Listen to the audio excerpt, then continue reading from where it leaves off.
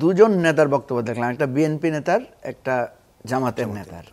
উভয় নেতাই বলছেন প্রশাসন আমাদের কথায় চলতে হবে, প্রশাসনকে আমাদের দ্বারা উঠবস করাতে হবে, আমরা যা বলবো তাই শুনতে হবে।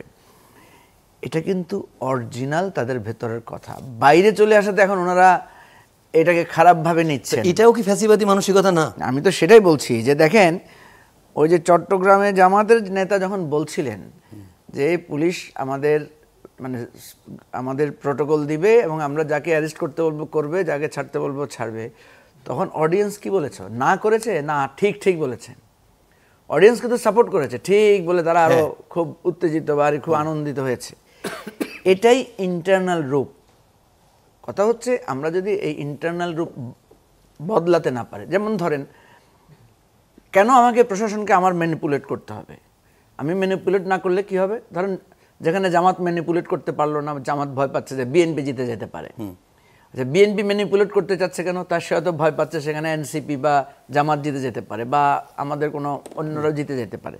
তো জিতলে সমস্যা কোথায় ভাই?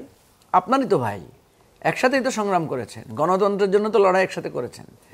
তাহলে এই যে আমরা ফ্যাসিবাদী ব্যবস্থার বিলোপের কথা বলছি, ফ্যাসিবাদী মন তো বিলুপ্ত হয় নাই। ফ্যাসিবাদী মন তো যে আমি যে কোনোভাবে জিততে চাই, যে কোনোভাবে ম্যানিপুলেট করতে চাই,